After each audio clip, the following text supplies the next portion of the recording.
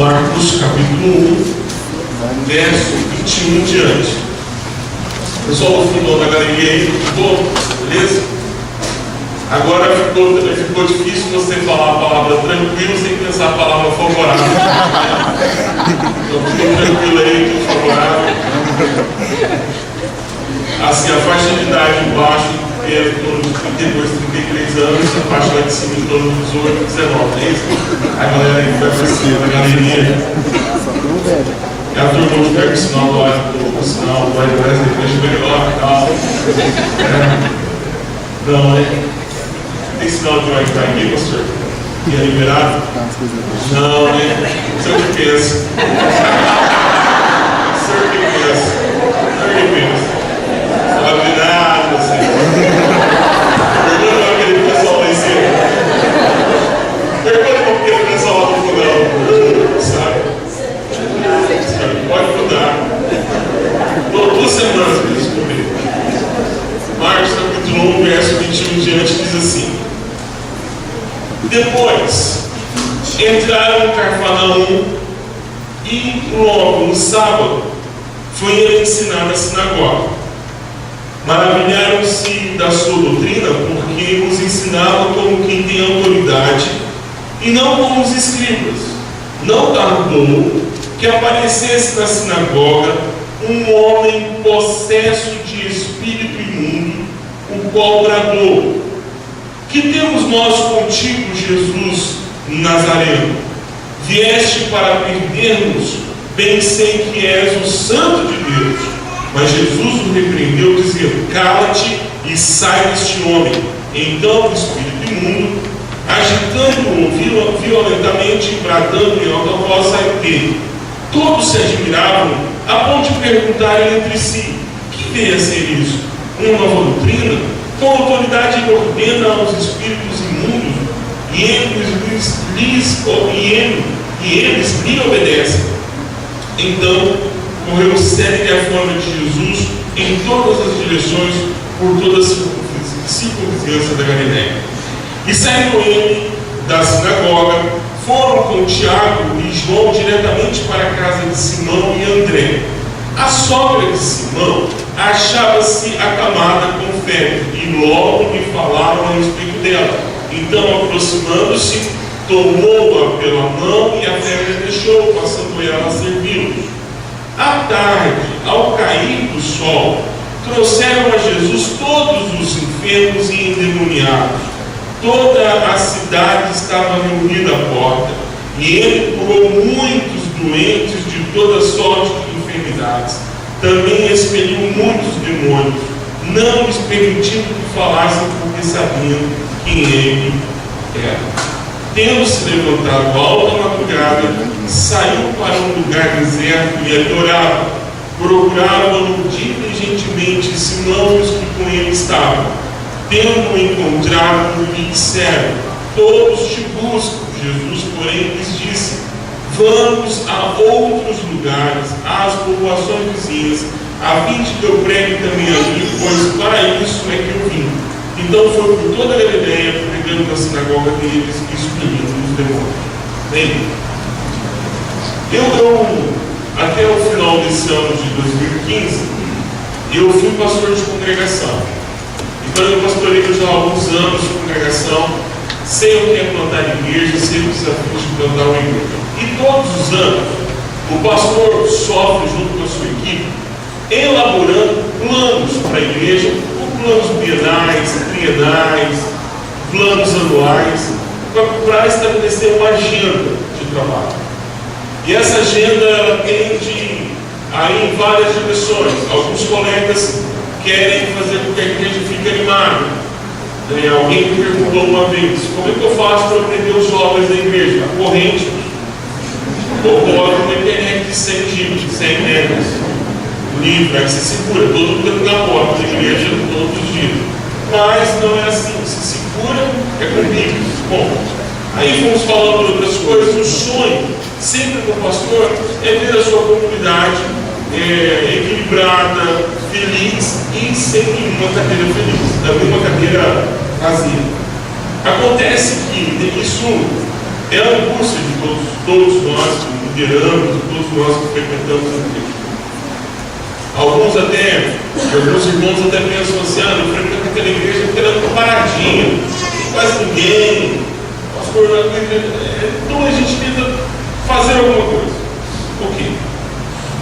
Mas de alguns anos para cá, eu tenho retornado sempre a esse texto de Marcos, capítulo 1, para tentar encontrar foco para a minha vida como pai, como esposo, como pastor, como líder, foco para a minha vida, dando sentido para as coisas que eu tenho feito. Que talvez a sensação é uma sensação ruim, com certeza. Eu não sei se é a pior sensação, mas não é uma das melhores sensações que eu tenho. É você estar envolvido em algum projeto e sempre você está fazendo aquela pergunta: eu estou fazendo o que aqui? Lembra a festa de cunhado? A festa do seu cunhado? Lembrou agora? Isso te trouxe alguma coisa? Tipo assim, o que eu estou fazendo aqui? Ele já estava jogando truco já às 6 horas, bêbado, sem camisa, batendo nos meus filhos, contando piadas e drogas. O que eu estou fazendo aqui? Há uma sensação parecida com essa. Aquela sensação que você está. Existem cunhados que são bons, irmãos, e eu sou um cunhado bom. Eu sei que você também é. Eu estou falando dos cunhados que estão longe daqui. Não estou falando de você. Se alguém fala Jeová, eu vou ficar preocupado. E aí a gente tenta encontrar nessa correria da vida razão por que você está fazendo aquilo. E esse texto ele traz sempre a lembrança de que há uma razão pela qual nós somos igreja e pela qual nós devemos lutar diuturnamente e pela qual nós devemos estar envolvidos todas as vezes que nós estivermos juntos como família. Qual é o sentido de se reunir com aquela agenda que os irmãos apresentaram aqui, de segunda a domingo? Qual é a razão de estarmos aqui todos esses dias? Por que nós nos reunimos como igreja? Porque quando as pessoas nos perguntam a que comunidade você faz parte, e aí nós damos o nome da comunidade que nós fazemos parte, você se sente parte desse projeto, parte desse sonho. Por quê? Eu encontro algumas respostas nesse texto. E eu encontro algumas respostas para a minha vida. E encontro respostas e sinalizações se o projeto, ou a situação que eu estou envolvido, ou o envolvimento, o movimento no qual eu estou envolvido, ele tem sentido. E eu encontro em Jesus algumas respostas nesse texto. E eu queria compartilhar com vocês. A primeira é que Jesus está em movimento. Depois de entrar no Cafarnaum. E uma coisa legal do livro de Marcos é que Jesus está sempre em movimento. Jesus não está parado. O livro de Marcos mostra o céu em movimento, o Filho de Deus em movimento. Depois de entrar em Cafarnaum, num sábado, ele foi ensinar na sinagoga. E maravilharam-se da sua doutrina, porque ensinava como quem tem autoridade. E aqui é engraçado, porque Jesus não ensinou outro texto bíblico, não houve revelação nenhuma nesse dia. Porque normalmente um judeu, ele entrava na sinagoga e ele pedia ao secretário da sinagoga que trouxesse os livros, claro, do Antigo Testamento. E ele escolhia um livro e fazia a leitura do texto que provavelmente na semana passada, no sábado anterior ou nos sábados anteriores, alguém já havia lido aquele texto. A leitura do texto não era uma leitura diferente do que se tinha. Era como, por exemplo, nós essa noite, cada um tem a sua Bíblia. Essa noite, provavelmente, você já deve ter ouvido esse texto de alguma forma. Quando Jesus, então, pega esse texto e lê, e quando ele ensina esse texto, há algo de novo no coração dessas pessoas. E o que foi que aconteceu de novo no coração? Eles diziam: ele ensina como tem autoridade e não como os escribas. E aqui é um ponto de referência interessante, porque Jesus diz nos evangelhos que nós deveríamos ouvir o que os escribas falam. mas nós não deveríamos seguir o estilo de vida que eles levam a partir daquilo que eles ensinam, porque eles ensinam para a morte, mas o que eles ensinam é verdade. A autoridade de Jesus está centrada não naquilo que ele está pregando, mas na forma como ele está ensinando, porque ele não ensina como alguém que está em cima apontando o dedo para quem está embaixo. Ele ensina como aquele que tem compaixão e percebe as aflições de cada um dos seus ouvintes. Então Jesus fala do texto bíblico como o texto bíblico tem cheiro, e tem gosto, e tem função para a vida. Normalmente, o que nós estamos experimentando há alguns anos são púlpitos que tentam de cima para baixo, descer goela abaixo, aquilo que as pessoas não estão prontas para viver, ou não estão experimentando aquilo. E aí eu ouço de Jesus a seguinte orientação: meu filho, o que você tem ensinado, tem sido ensinado a partir da compaixão que você tem pelos seus irmãos? Você tem leitura do que está acontecendo com as pessoas que estão ao seu redor? A palavra que está entrando nos ouvidos está gerando vida neles, porque você está falando como aquele que compreende a dor e o sofrimento de quem está vivendo aquilo ou vivenciando aquilo. Mas isso não é como um escriba que vem enfiando sobre a vida das pessoas uma carga daquelas não podem descarregar. Jesus diz que eles lançam sobre os ombros das pessoas uma carga tão pesada que Jesus faz um convite: vocês que estão cansados e oprimidos, venham até mim, porque eu tenho sobre vocês uma carga que é ajustada à sua condição. Então é uma palavra que encaixa para a vida, porque não é uma palavra que vem desprezando as coisas. Essa leitura da realidade de Jesus me espanta, porque ele olha para os olhos das pessoas e para o coração delas e percebe exatamente o que elas precisam. Não é fazer o Evangelho sob demanda, mas é falar do Evangelho sob demanda. O Evangelho não pode ser alterado, não deve ser alterado. Aliás, o próprio Paulo disse: se um anjo descer às suas igrejas dos Gálatas e pregar um outro Evangelho, anátema. Se eu mesmo vier aqui pregar algo diferente, anátema, pedra na cabeça, pau em cima dele. Não aceite nem que eu volte aqui pregando outra coisa diferente disso que foi pregado. Não é pregar o outro Evangelho, é pregar o Evangelho que se encaixa à realidade. Porque alguns pegam o Evangelho e tentam trazer o Evangelho, tentam trazer a pessoa para o Evangelho, não o Evangelho para a pessoa. Às vezes eu ouço mães que reclamam que não têm mais controle sobre os seus filhos que estão viciados no crack.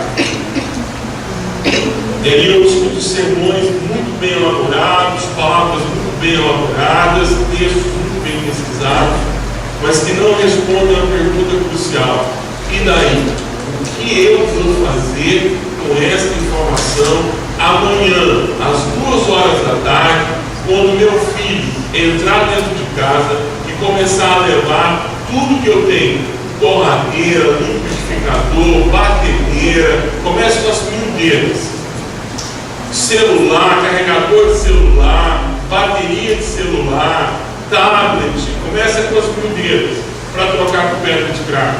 O que eu vou responder amanhã, quando às 4h eu estiver voltando para casa e minha esposa me esperando lá dentro de casa, desesperada com a luz de vela acesa, porque já cortaram a nossa energia há 4 dias e eu ainda não consegui encontrar um bico.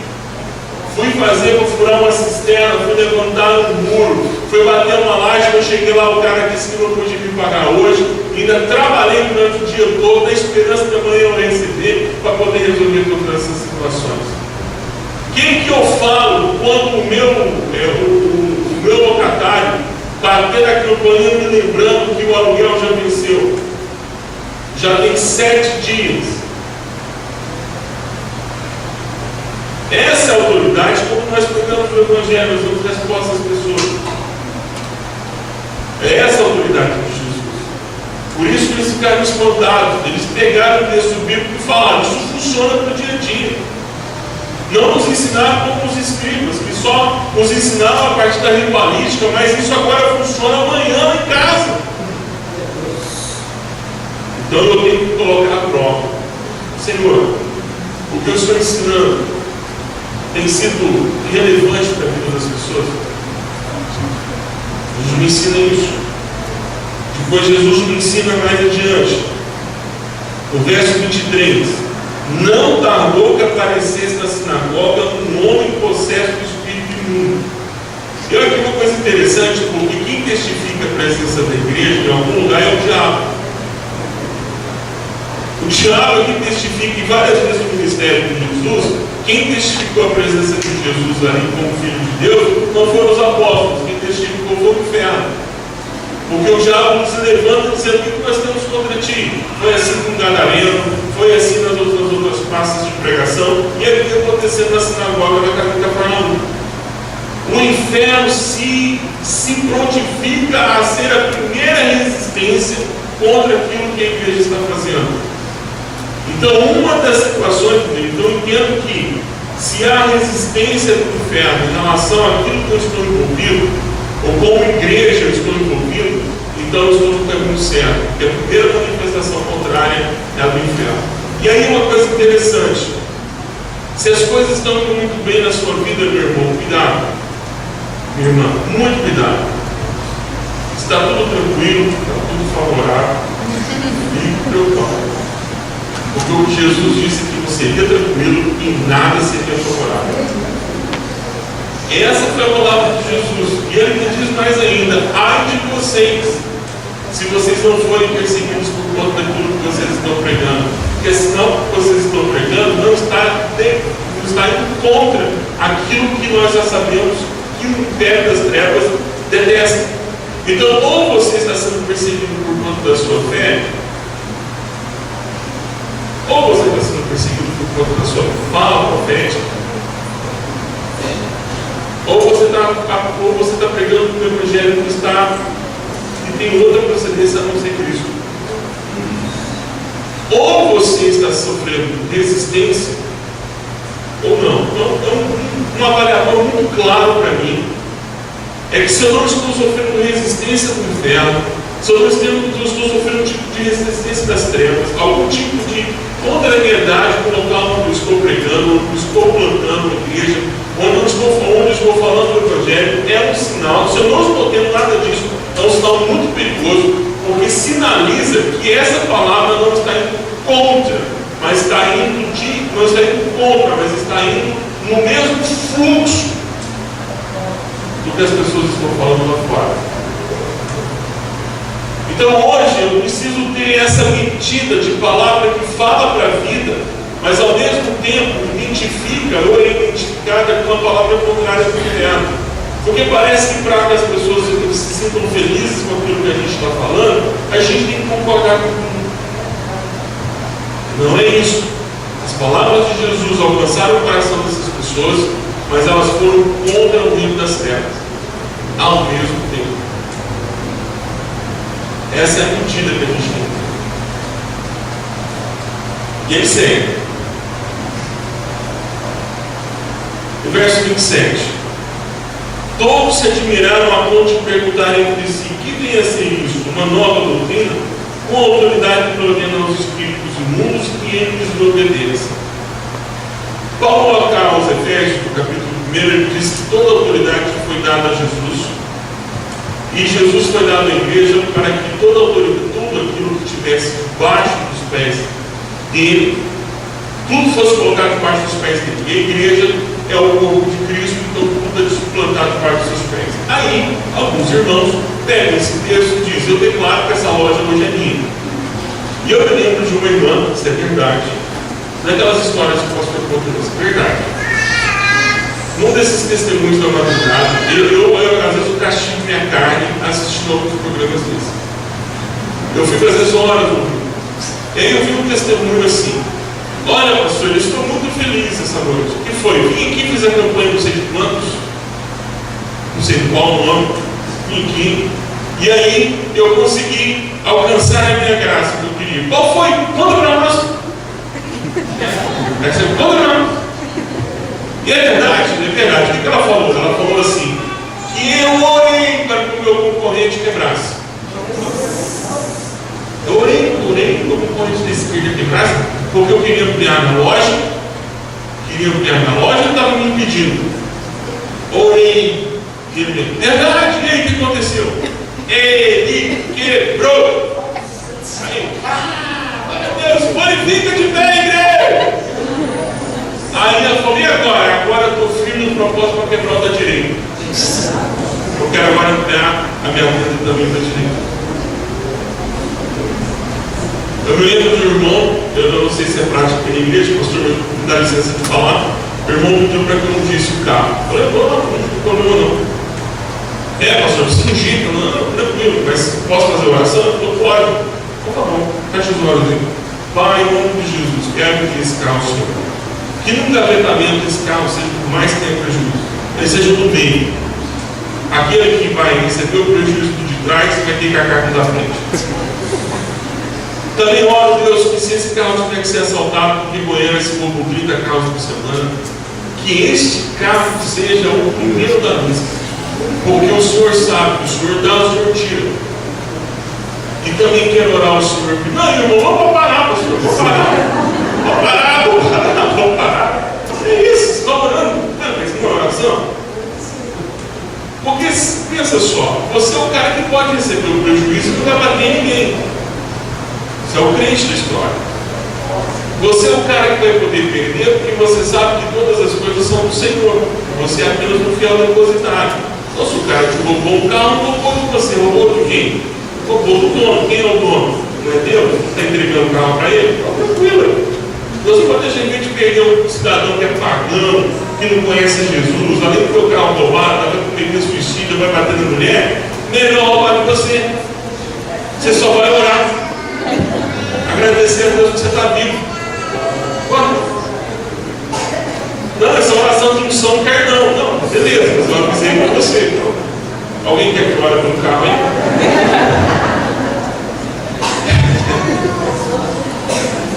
Mas esses são os tipos de raciocínio que a gente às vezes tem que aprender, não é verdade? E tudo está debaixo do pé da igreja. Só que não dessa maneira. Quando nós chegamos com as plantas dos nossos pés, o reino de Deus está estabelecido. Eu prefiro dizer reinado de Deus.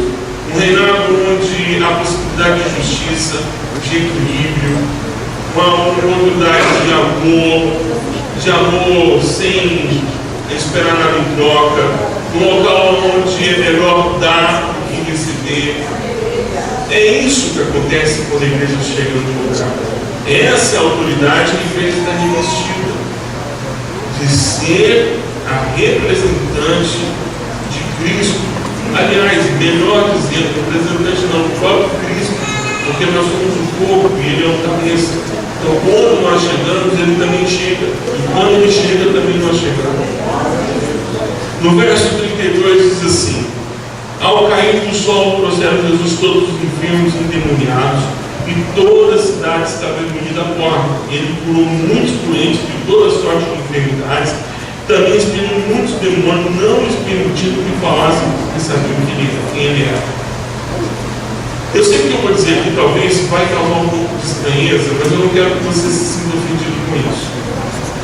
Mas nessa cidade havia muitos problemas de saúde e também problemas de endemoniados. E isso é um caos econômico.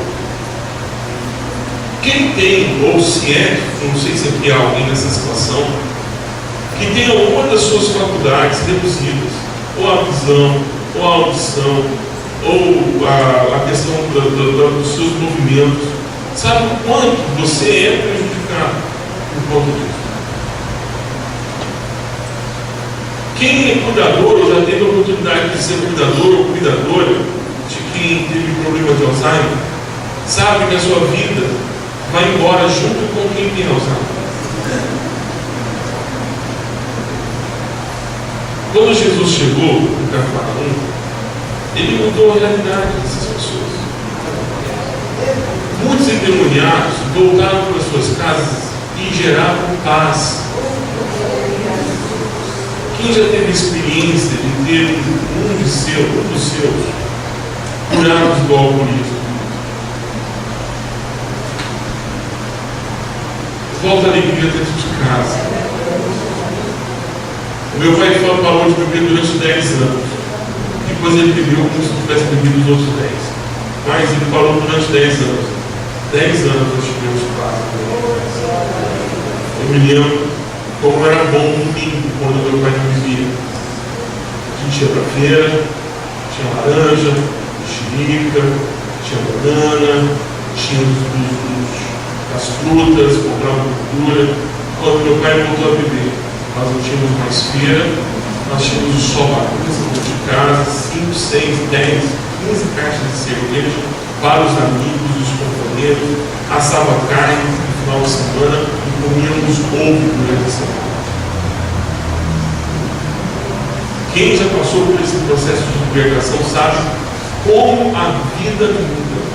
E como a questão até em questão econômica, sobrava dinheiro para a gente poder comer melhor durante a semana. É isso que a igreja faz quando ela prega o Evangelho. E esse é o referencial para mim. A mensagem que você está pregando está gerando mudança de realidade, de tal forma que as pessoas tenham uma qualidade de vida melhor e consigam ter um equilíbrio econômico melhor. A mensagem, as suas ações estão gerando transformação. As minhas decisões estão gerando transformação local. Você está pensando nisso constantemente. E foi isso exatamente que aconteceu. E é isso exatamente que acontece quando nós pregamos o Evangelho. Aqueles que consumiam droga param de consumir drogas. Aqueles que bebiam, e bebiam muito, mas muito, passam a beber moderadamente ou param de beber definitivamente. Sobra dinheiro para a família, sobra sorriso para os filhos, sobra tempo para a família. Nós reestruturamos as ordens. Há um novo estado de coisas que acontece, muito mais profundo do que você possa imaginar. Então, todas as vezes que eu me coloco diante de Deus dizendo a Ele: Senhor, o que eu estou envolvido tem gerado transformação local de tal forma que há um novo estado de coisas.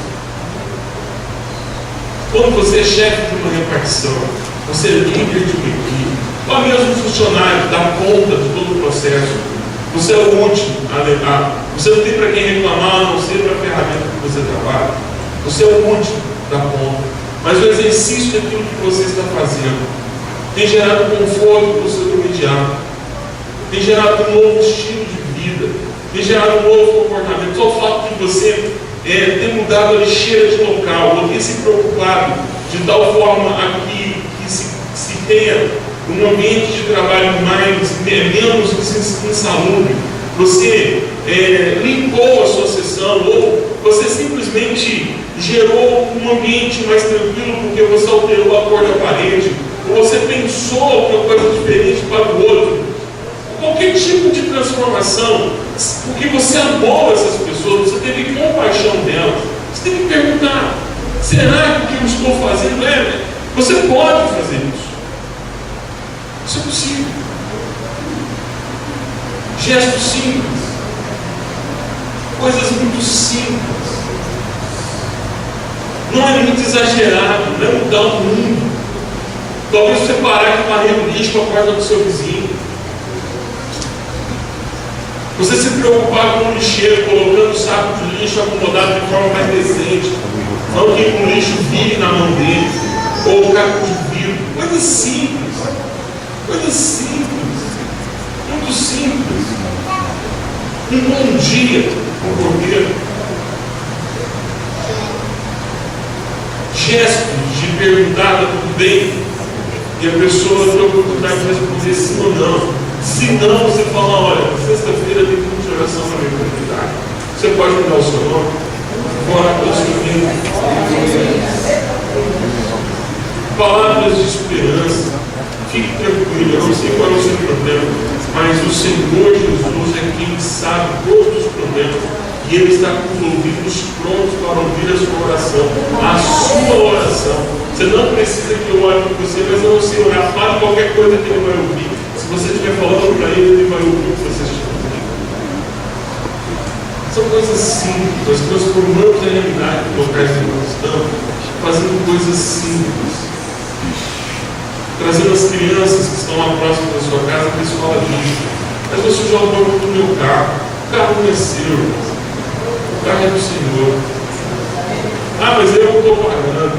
Você vai buscando na cabeça e vai descobrir que se o Senhor fizer assim na sua vida,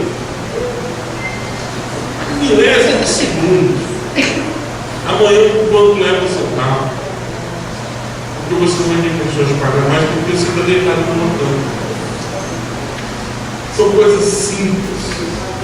Contudo, eu tenho que colocar à prova. E esse texto, estou parando. Eu primeiro tenho que perguntar se que eu estou pregando a partir da compaixão, se há resistência do inferno em relação a isso, se eu estou gerando transformação e reestabelecendo uma nova ordem de coisas no lugar do qual eu estou. E eu tenho que verificar constantemente em oração. E aí eu termino dizendo no verso 35: tendo se levantado alto da madrugada, saiu e foi para um lugar deserto e ali orava. Sem oração nada disso funciona. Só vou postar no Instagram. Mas não funciona. Fica pensando quantos likes isso que merece aí. Você tem que estar sempre buscando oração. E sempre com um propósito firme na cabeça. Deus podia ter ficado em Cafarnaum, mas ele decidiu ir para outros lugares, porque ele entendia que essa era a solução. Glória a Deus. Reavalie sua vida, reavalie o ministério no qual você tem envolvido nessa comunidade, reavalie-se como igreja, se você está tendo todos esses parâmetros e se esse plano de ação que Jesus nos ensina no Evangelho de Marcos está sendo colocado na sua vida nos mesmos moldes, ou se você está destoando tanto que ninguém sabe mais se é o Evangelho que você está pregando ou se é um bando de achismos que você tem. Que Deus possa nos abençoar. Amém. Quero orar por você. Se você deseja que Jesus faça as transformações na sua vida, eu quero orar.